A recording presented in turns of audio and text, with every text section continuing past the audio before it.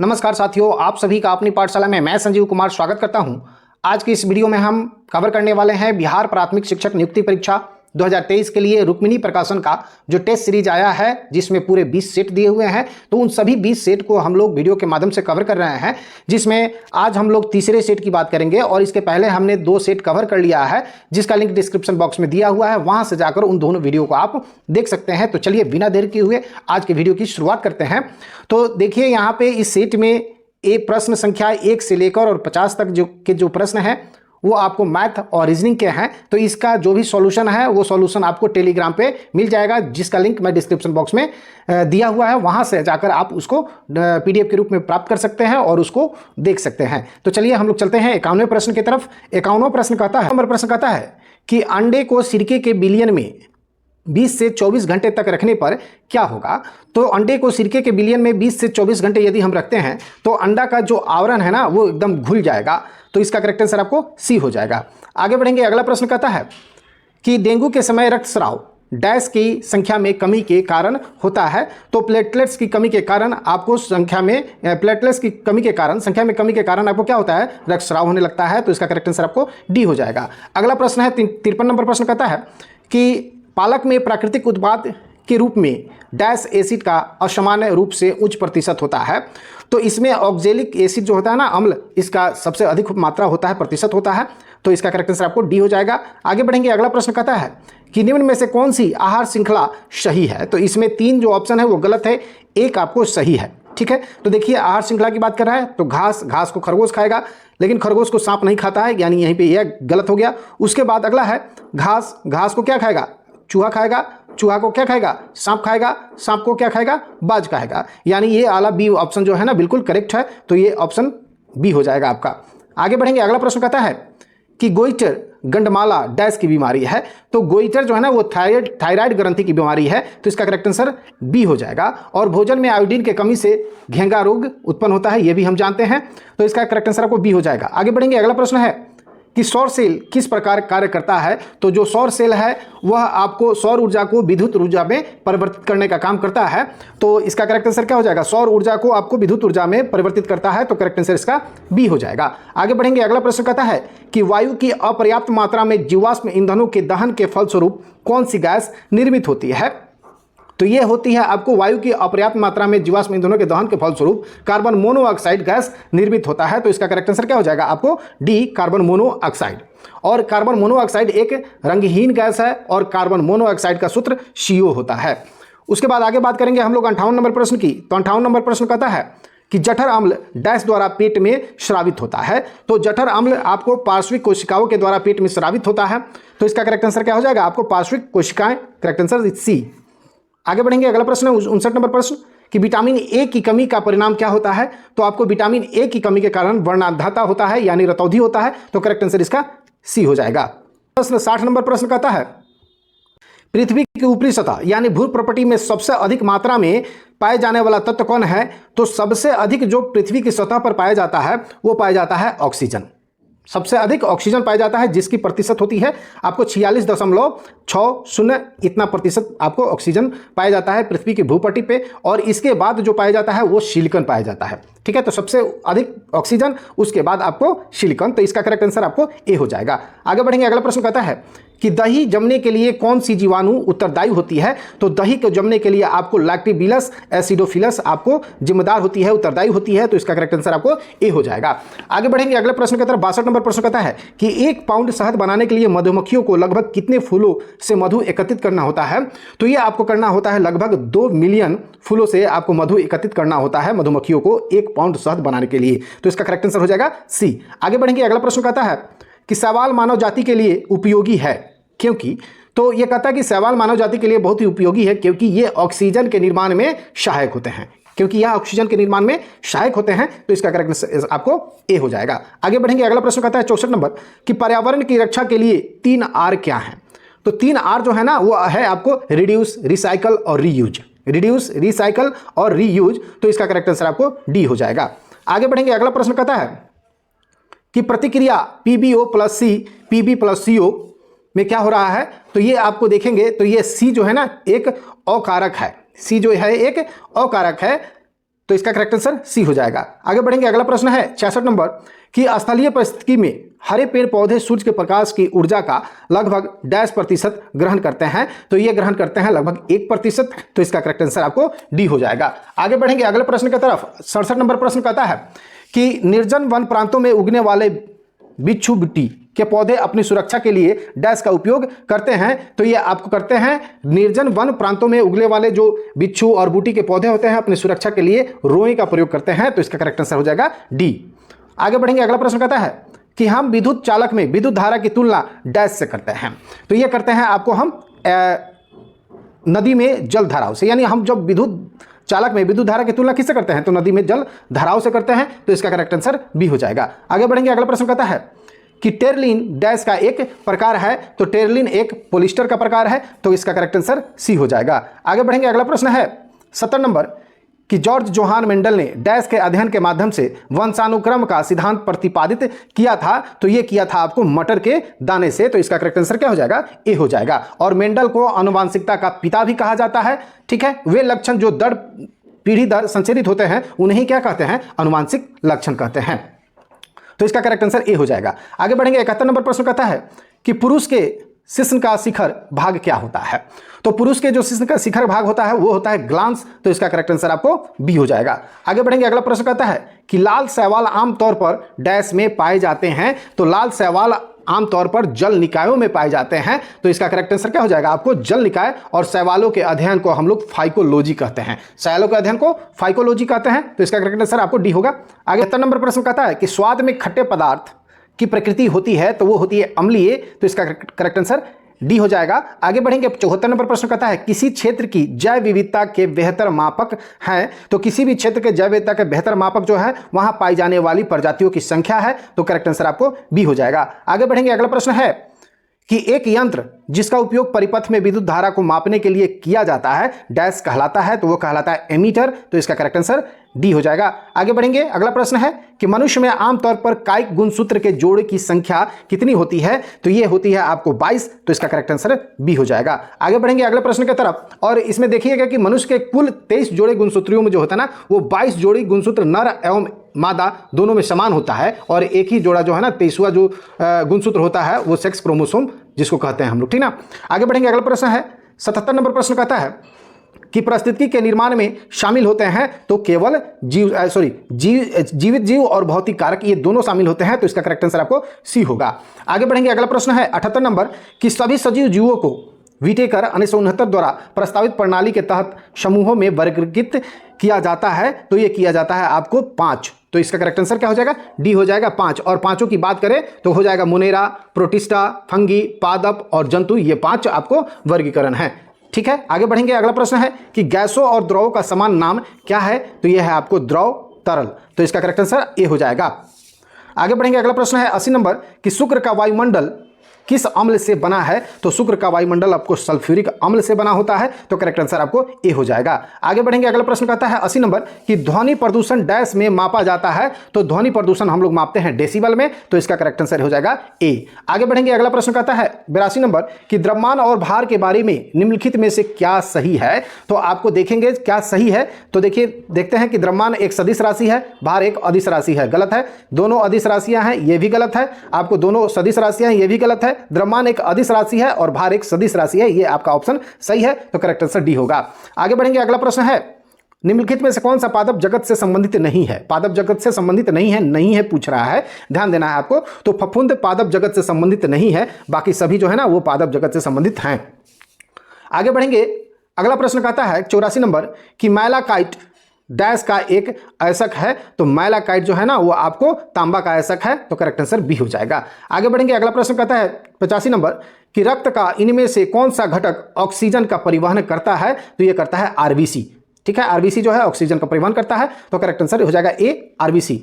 86 number प्रश्न कहता है कि ऑप्थेल्मोलॉजिस्ट जो होता है वो किसका उपचार करता है, तो ऑप्थेल्मोलॉजिस्ट जो होता है वो आंखों का उपचार करता है, और त्वचा का इलाज जो करता है उसको हम लोग डर्मेटोलॉजिस्ट कहते हैं, और अस्थियों यानी हड्डियों का इलाज करने वाले को हम लोग ऑर्थोपेडिशियन कहते हैं, तो ये भी आप याद रखेंगे, तो इसका करेक्ट आंसर डी हो जाएगा। आगे बढ़ेंगे, अगला प्रश्न है 87 नंबर कि इनमें से कौन सा विषाणु जनित रोग है? विषाणु जनित रोग पूछ रहा है ना, तो खसरा एक विषाणु जनित रोग है, तो इसका करेक्ट आंसर आपको बी हो जाएगा।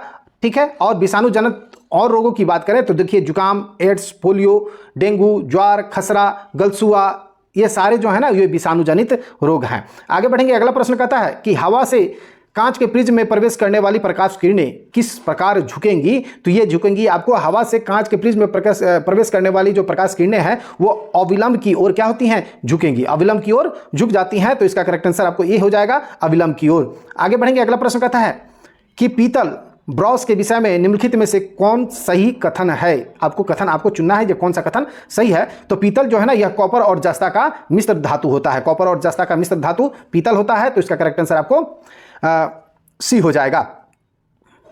आगे बढ़ेंगे, 90 नंबर प्रश्न कहता है कि निम्नलिखित में से ऐसे दो जानवरों के समूह को चुनिए जिनके आगे के दांत जीवन पर्यंत वृद्धि करते रहते हैं, अतः वे अपने दांतों को बहुत लंबा ना होने देने के लिए वस्तुओं को कुतरते और काटते रहते हैं। तो देखिए चूहा और गिलहरी के आगे की जो दांत होती हैं वो जीवन पर्यंत वृद्धि करते हैं, अतः वे अपने दांतों को लंबा ना होने देने के लिए वो वस्तुओं को काटते और कुतरते रहते हैं। ठीक है, तो कौन कौन हो जाएगा? चूहा और गिलहरी, तो इसका करेक्ट आंसर आपको सी हो जाएगा। आगे बढ़ेंगे, अगला प्रश्न कहता है कि भारत में सबसे व्यापक रूप से पाई जाने वाली मृदा यानी मिट्टी कौन है? तो यह है आपको जलोढ़ मिट्टी, तो करेक्ट आंसर सी हो जाएगा। आगे बढ़ेंगे, 92 नंबर प्रश्न कहता है जैव विविधता दिवस कब मनाया जाता है? तो जैव विविधता दिवस आपको 22 मई को मनाया जाता है, तो करेक्ट आंसर आपको ए हो जाएगा। आगे बढ़ेंगे, अगला प्रश्न है किसने कहा था कि भारत की एकमात्र आशा उसकी जनता से है, उच्च वर्ग शारीरिक और नैतिक रूप से मृत है? यह कथन था आपको स्वामी विवेकानंद का, तो करेक्ट आंसर इसका हो जाएगा सी। आगे बढ़ेंगे, अगला प्रश्न कहता है कि निम्नलिखित में से किस लोक नृत्य का संबंध असम राज्य से नहीं है? असम राज्य से नहीं है पूछ रहा है, तो इसको ध्यान में रखेंगे, नहीं है पूछ रहा है। तो देखिए काठी का संबंध असम राज्य से नहीं है, जबकि बिहू, चोगली और नट पूजा का संबंध आपको असम राज्य से है।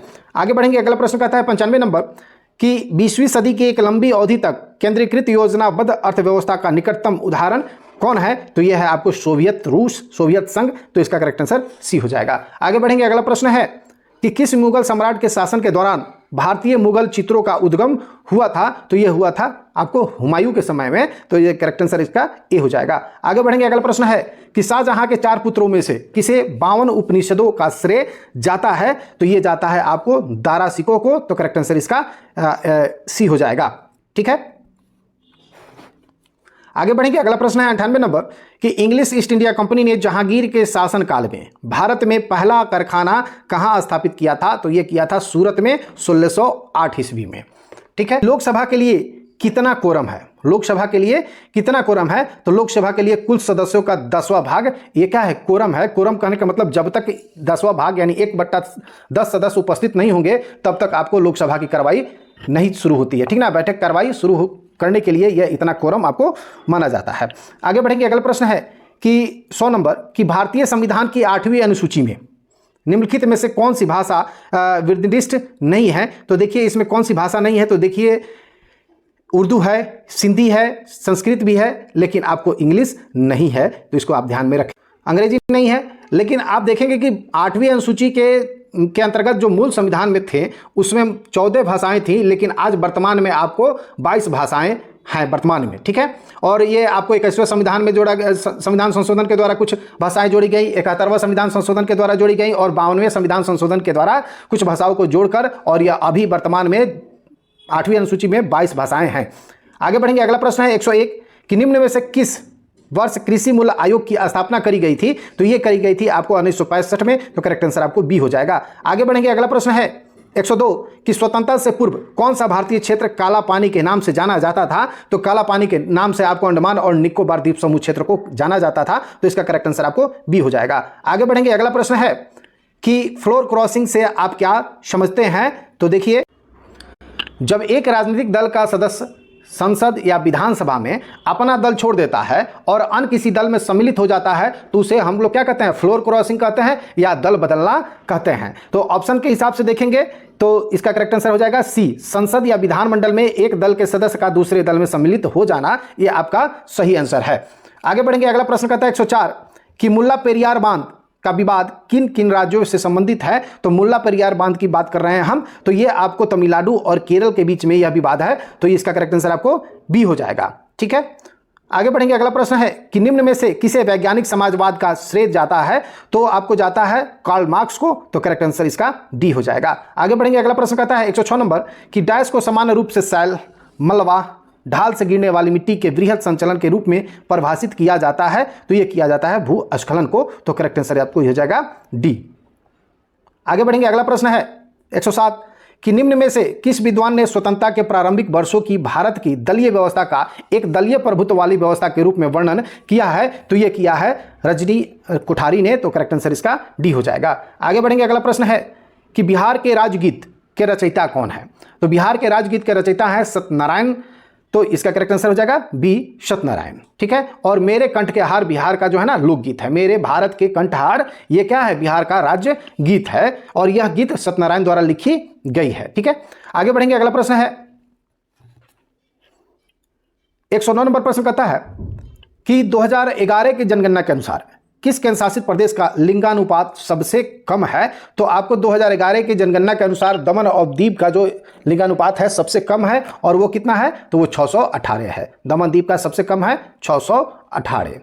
आगे बढ़ेंगे, अगला प्रश्न है कि उस फ्रांसीसी सेनापति का नाम क्या है जो 1760 में वांडीवास युद्ध में पराजित हुआ था? तो 1760 का जो वांडीवास का युद्ध था, इसमें फ्रांसीसी सेना का नेतृत्व काउंट डी लाली कर रहा था, और यही पराजित हुआ था, तो करेक्ट आंसर क्या हो जाएगा? काउंट डी लाली।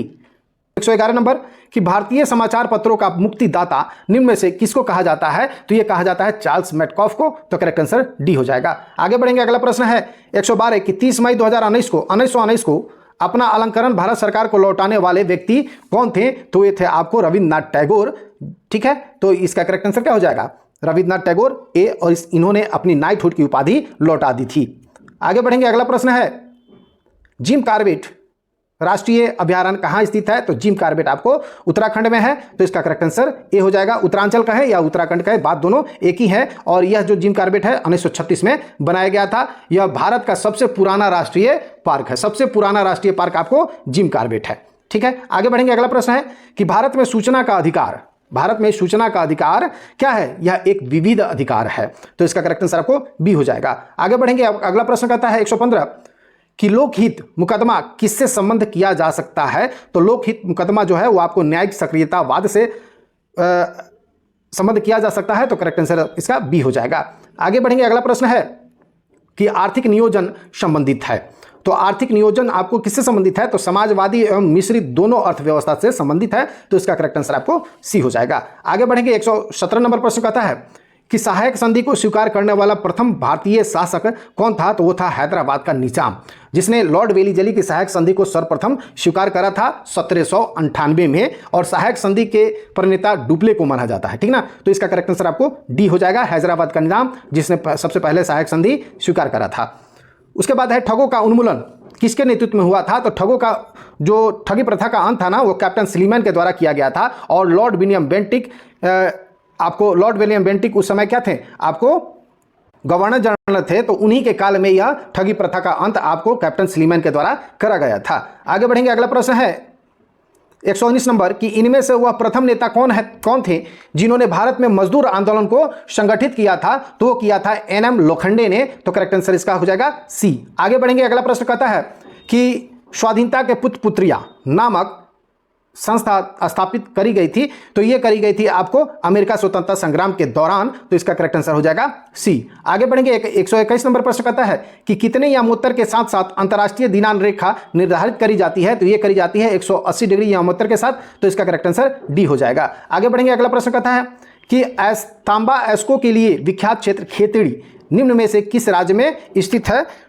तो ये जो राज्य है आपको राजस्थान में खेतड़ी है, तो इसका करेक्ट आंसर आपको सी हो जाएगा। आगे कौन सा अनुच्छेद राज्य राष्ट्रपति शासन लगाने हेतु निर्दिष्ट है? तो अनुच्छेद जो है आपको 356 ये राष्ट्रपति शासन के लिए है। ठीक में सर्वप्रथम पंजाब में 1951 में आपको राष्ट्रपति शासन लागू किया गया था, और अब तक सर्वाधिक 10 बार राष्ट्रपति शासन उत्तर प्रदेश और मणिपुर में लागू किया गया है, और बिहार में अब तक 8 बार, बिहार की बात करें तो बिहार में अब तक 8 बार राष्ट्रपति शासन लागू किया जा चुका है। तो अनुच्छेद 356 राष्ट्रपति शासन से संबंधित है। ठीक है ना, अनुच्छेद आगे बढ़ेंगे, अगला प्रश्न कहता है कि समान नागरिक संहिता का उल्लेख किस अनुच्छेद में है? तो समान नागरिक संहिता अनुच्छेद आपको अनुच्छेद 44 में है, तो करेक्ट आंसर आपको बी हो जाएगा। आगे बढ़ेंगे, अगला प्रश्न कहता है कि किस वायसराय की हत्या उसके कार्यकाल में कर दी गई थी? तो लॉर्ड मेयो की हत्या आपको अंडमान निकोबार द्वीप समूह में 1872 में कर दी गई थी, और यही एक आपको वायसराय है जिनकी हत्या उनके कार्यकाल में ही भारत में कर दी गई थी, तो इसका करेक्ट आंसर आपको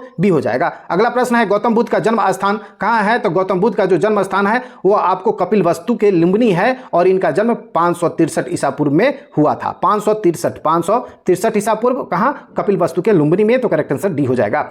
आगे बढ़ेंगे, मॉन्टेग्यू चेम्सफोर्ड प्रस्ताव किससे संबंधित थे? तो मॉन्टेग्यू चेम्सफोर्ड जो प्रस्ताव था वो आपको संवैधानिक सुधार से संबंधित थे, तो करेक्ट आंसर इसका हो जाएगा बी। ठीक है, और ये कब आया था? तो ये 1919 में आया था। ठीक है, आगे बढ़ेंगे, अगला प्रश्न है कि बिहार में प्रायः कैसी मिट्टी पाई जाती है? तो बिहार में आपको जलोढ़ मिट्टी पाई जाती है, तो करेक्ट आंसर सी हो जाएगा। आगे बढ़ेंगे, अगला प्रश्न है कि सुंदरी वृक्ष निम्नलिखित में से किसकी एक विशेष प्रकार की वनस्पति है? तो ये आपको जो है ना वो ज्वारीय वन की विशेषता है, ज्वारीय वन की विशेषता है, तो इसका करेक्ट आंसर आपको ए हो जाएगा, ज्वारीय वन।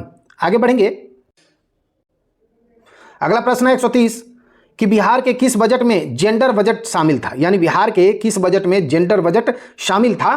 तो ये था आपको 2005 और 2006 के बजट में जेंडर बजट शामिल किया गया था, तो करेक्ट आंसर इसका हो जाएगा बी। आगे बढ़ेंगे, अगला प्रश्न है कि चंपारण कृषक जांच समिति का सदस्य निम्नलिखित में से कौन नहीं था? तो ये देखिए पूछ रहा है कौन नहीं था, ठीक ना। तो अनुग्रह नारायण जो थे ना, ये जांच समिति के कृषक जांच समिति के सदस्य नहीं थे, बाकी तीनों थे। आगे बढ़ेंगे, अगला प्रश्न है कि भारत और चीन के बीच पंचशील समझौता कब हस्ताक्षरित हुआ था? तो यह हुआ था 1954 में, तो करेक्ट आंसर आपको सी हो जाएगा। आगे बढ़ेंगे, अगला प्रश्न कहता है 133 नंबर कि पृथ्वी का एकमात्र प्राकृतिक उपग्रह कौन है? तो यह है चंद्रमा, तो इसका करेक्ट आंसर आपको डी हो जाएगा। आगे बढ़ेंगे, अगला प्रश्न है 134 नंबर कि पृथ्वी के सतह का कितना भाग समुद्र तल से प्राप्त होता है? तो पृथ्वी के सतह का 29% भाग जो है ना वो समुद्र तल से प्राप्त होता है, तो इसका करेक्ट आंसर आपको डी हो जाएगा। आगे बढ़ेंगे, अगला प्रश्न है कि कोयला किस प्रकार का चट्टान है? तो कोयला जो है एक औषधि प्रकार का चट्टान है, तो इसका करेक्ट आंसर हो जाएगा डी, औषधि चट्टान। आगे बढ़ेंगे, अगला प्रश्न कहता है कि बिहार में पहला कांग्रेस अधिवेशन कहाँ हुआ था? तो बिहार में पहला कांग्रेस अधिवेशन बांकीपुर में हुआ था, और इसका करेक्ट आंसर क्या हो जाएगा? सी हो जाएगा, बांकीपुर। ठीक है, आगे बढ़ेंगे, अगला प्रश्न है 137 नंबर प्रश्न कहता है कि 1837 का प्रथम स्वतंत्रता संग्राम पुस्तक के लेखक कौन है? तो इसके जो लेखक हैं बी.डी. सावरकर, तो ये करेक्ट आंसर क्या हो जाएगा? बी.डी. सावरकर, सी हो जाएगा। आगे बढ़ेंगे, अगला प्रश्न कालीन नगर जिसका प्रतिनिधित्व लोथल का पुरातत्व स्थल करता है किस नदी पर स्थित है? तो यह है आपको भोगवा नदी पे, तो इसका करेक्ट आंसर डी हो जाएगा। आगे बढ़ेंगे, अगला प्रश्न कहता है 139 कि निम्न में से अजात शत्रु के वंश का क्या नाम था? तो यह था हर्यक वंश का था, तो यह करेक्ट आंसर इसका हो जाएगा डी। आगे बढ़ेंगे, और हर्यक वंश की आपको संस्थापक की बात करें तो वो बिंबिसार था। आगे बढ़ेंगे, 140 नंबर प्रश्न कहता है कि निम्न में से किस वंश की शासिका रानी दिहा थी? ठीक ना, तो ये हो जाएगा आपको उत्पल वंश की, तो करेक्ट आंसर हो जाएगा डी। आगे बढ़ेंगे, 141 नंबर प्रश्न कहता है कि 16 फरवरी 2023 से किसने DGCA के नए महानिदेशक का कार्यभार संभाला? तो ये है विक्रम देव दत्त, तो इसका करेक्ट आंसर आपको हो जाएगा ए। आगे बढ़े, 142 नंबर प्रश्न कहता है कि अंडर 19 महिला T20 विश्व कप का पहला संस्करण किस देश ने जीता है?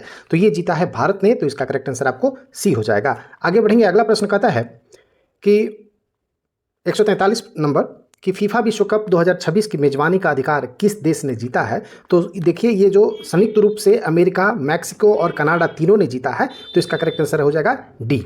आगे बढ़ेंगे, अगला प्रश्न कहता है कि BBC Indian sports women of the year पुरस्कार 2022 किसने जीता है? तो ये जीता है आपको, चलिए ऑप्शन के हिसाब से देख लेते हैं।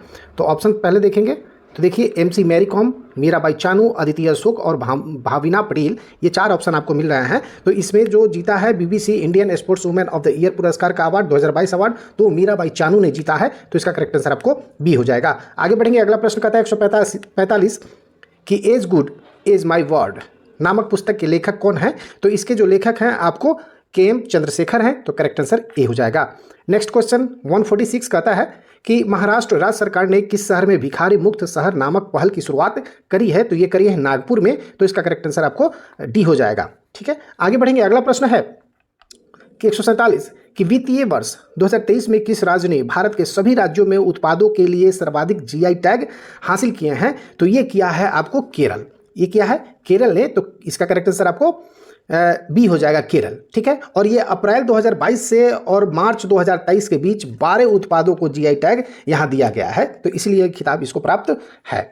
आगे बढ़ेंगे, अगला प्रश्न कहता है कि 148 कि विजडन T20 प्लेयर ऑफ 2022 में किन या किस भारतीय क्रिकेटर या क्रिकेटरों को चुना गया है। तो इसमें जो चुना गया है वो आपको सूर्य कुमार यादव हैं और हरमनप्रीत कौर हैं, तो यानी बी और सी दोनों है, तो इसका करेक्ट आंसर आपको डी हो जाएगा। आगे बढ़ेंगे, अगला प्रश्न कहता है कि अजरबैजान ग्रैंड प्रिक्स 2023 किसने जीता है। तो ये जीता है सर्जियो पेरेज ने, तो इसका करेक्ट आंसर ए हो जाएगा।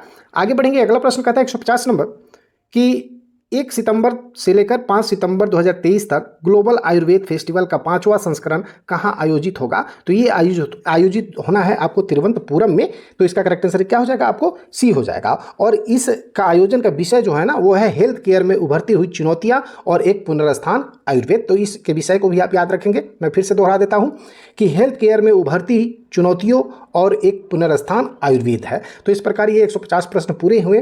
फिर मिलेंगे अगले वीडियो के साथ, यानी टेस्ट 4 के साथ। तो यदि आपने अभी तक चैनल को सब्सक्राइब नहीं किया है तो चैनल को सब्सक्राइब कर दे, बेल आइकन को दबा दे और वीडियो को निश्चित रूप से लाइक कर दे और अपने दोस्तों तक शेयर कर दे। जय हिंद, जय भारत, जय बिहार।